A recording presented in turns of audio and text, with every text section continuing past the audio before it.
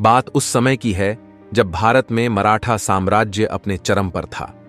छत्रपति शिवाजी महाराज ने अपने वीर और साहसी सैनिकों के साथ मिलकर अंग्रेजों और मुगलों के खिलाफ एक सशक्त युग की नींव रखी थी। लेकिन इस साम्राज्य के लिए चुनौतियां भी कम नहीं थीं। साल 1660 का वक्त था। छत्रपति शिवाजी महाराज को कुछ सुरक्षित स्थानों की आवश्यकता थी, जहां वे अपने सैनिकों को एकत्र कर सकें और दुश्मनों के हमलों का सामना कर सकें। मराठा सेना को पवनखिंड के क्षेत्र में एक तटस्थ स्थान का पता चला। इस स्थान का महत्व रणनीतिक रूप से अत्यधिक था, लेकिन मुगलों ने भी यह जानकारी प्राप्त कर ली और उनकी विशाल सेना ने पवनखिंड की ओर बढ़ना शुरू किया। मुगलों की संख्या लगभग 10 गुना ज्यादा थी। हालांकि मराठा सेना के पास वीरता, साहस और एकता का अद्वितीय आत्मबल था, जो उन्हें हर परिस्थिति का सामना करने के लिए तैयार करता था। जब मुगलों ने पवनखिंड को घेर लिया, तब छत्रपति शिवाजी महाराज ने अपने कुशल सेनापतियों को बुलावा भेजा।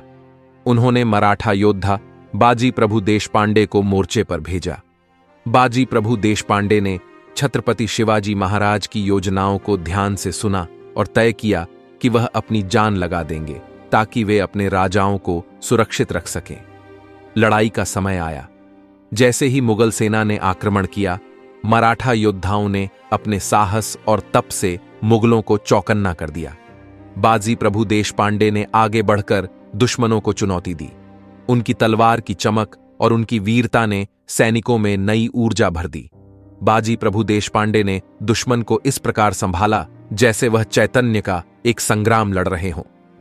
पवनखिंड की लड़ाई में हर मराठा सैनिक ने अपने जीवन का सर्वोच्च बलिदान देने का प्रण लिया। इन सब के बीच बाजी प्रभु देशपांडे एक अद्वितीय नायक बनकर उभरे। वह दुश्मनों को पीछे धकेलता गए और अंततः मुगलों को कमजोर कर दिया। हालांकि युद्ध में अनेक शहीद हुए, लेकिन अंधेरा कभी भी विजय नहीं होता। पवनखिंड की लड़ाई ने यह साबित कर दिया कि जब मन में साहस हो तो कोई भी दीवार तोड़ी जा सकती है। मराठों ने अंततः मुगलों को पीछे हटने पर मजबूर कर दिया और यह विजय एक नई प्रेरणा बन गई। इस लड़ाई ने मराठा साम्राज्य की ताकत को और अधिक मजबूत किया और बाजी प्रभु देशपांडे के नेतृत्व में सैनिकों ने यह सबक सीखा कि एकता में बल है। पवनखिंड की लड़ाई केवल एक युद्ध नहीं थी, बल्कि यह साहस, धैर्य और बलिदान की कहानी थी जो सदियों तक भारतीय इतिहास में जीवित रही। और इसी तरह पवनखिंड ने न केवल एक युद्ध लड़ाई, बल्कि अपने पीछे एक प्रेरणा का स्रोत भी छोड़ दिया, जो आने वाली पीढ़ियों को साहस और निडरता की प्रेरणा देती रहेगी।